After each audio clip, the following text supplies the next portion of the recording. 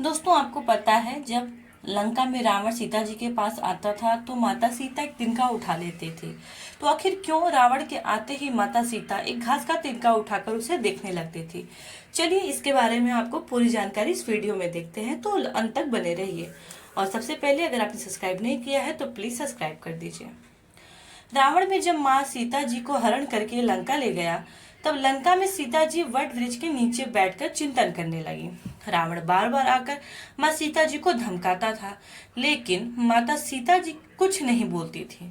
यहाँ तक कि रावण ने श्री राम जी की वेशभूषा में आकर माँ सीता जी को भ्रमित करने की भी कोशिश की, लेकिन फिर भी सफल नहीं हुआ। रावण थक हार कर जब अपने शयन कक्ष में गया तो मंदोदरी ने उससे कहा, आप तो राम का वेश धर कर गए थे, फिर क्या हुआ? रावण बोला, जब मैं राम का रूप लेकर सीता के समक्ष गया तो सीता मुझे नजर ही नहीं आ रही थी। रावण अपनी समस्त ताकत लगा चुका था, लेकिन जिस जगह जननी माँ को आज तक कोई नहीं समझ सका, उन्हें रावण भी कैसे समझ पाता। रावण एक बार फिर आया और बोला, मैं तुमसे सीधे सीधे संवाद करता हूँ, लेकिन तुम कैसी नारी हो कि मेरे आते ही घास का तिनका उठाकर उसे ही घूर घूर कर देखने लगती हो। क्या घास का तिनका तुम्हें राम से भी ज्यादा प्यारा है? रावण के इस प्रश्न को सुनकर माँ सीता जी बिल्कुल चुप हो गई और उनकी आंखों से आंसुओं की धार बह पड़ी। इनकी सबसे बड़ी वजह थी कि जब श्री राम जी का विवाह माता सीता जी के साथ हुआ, तब सीता जी का बड़े आदर सत्कार के साथ गृह प्रवेश भी हुआ। बहुत उत्सव मनाया गया। प्रथानुसार नववधु विवाह पश्चात जब ससुराल आती है तो उसके हाथ से कुछ मीठा पकवान बनवाया जाता है, ताकि जीवन भर घर में मिठास बनी रहे। इसलिए माँ सीता जी ने उस दिन अपने हाथों से घर पर खीर बनाई और समस्त परिवार, राजा दशरथ एवं तीनों रानियां सहित चारों भाइयों और ऋषि संत भी भोजन पर आमंत्रित थे। माँ सीता ने सभी को खीर परोसना शुरू किया और भोजन शुरू होने वाला ही था कि जोर से एक हवा का झोंका आया। सभी ने अपनी अपनी पत्तलें संभाली। सीता जी बड़े गौर से यह सब देख रही थी।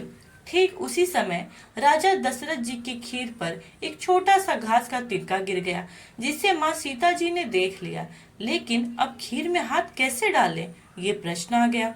माँ सीता जी ने दूर से ही उस तिनके को घूर कर देखा तो वो जलकर राख की एक छोटी सी बिंदु बनकर रह गया।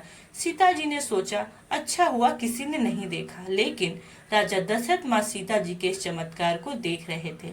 फिर भी दशरथ जी चुप रहे और अपने कक्ष पहुंचकर माँ सीता जी को बुलवाया। फिर उन्होंने सीता जी से कहा, मैंने आज भोजन के समय आपके चमत्कार को देख लिया था। आप साक्षात जगत जननी स्वरूपा है, लेकिन आप मेरी एक बात जरूर याद रखना, जिस नजर से आज आप उस तिनके को देख रही थी, उस नजर से अपने शत्रु को कभी मत देखना। इसलिए माता सीता जी के सामने जब भी रावण आता था तो वो उस घास के तिनके को उठाकर राजा दशरथ जी की बात याद कर लेते थे। तृण घर ओट कहत वैदही सुमिरी अवधपति परम स्नेही, यही है उस तिनके का रहस्य। इसलिए माता सीता जी चाहती तो रावण को उस जगह पर ही राख कर सकती थी, लेकिन राजा दशरथ जी के दिए वचन एवं भगवान श्री राम को रावण वध का श्रेय दिलाने हेतु वो शांत रही। ऐसी है विशाल हृदय थी हमारी जानकी माता। जय हो प्रभु श्री राम जी की। दोस्तों, अगर आपको आज का वीडियो अच्छा लगा हो तो प्लीज़ मेरे वीडियो को लाइक करिए, मेरे चैनल को सब्सक्राइब करिए। Thank you.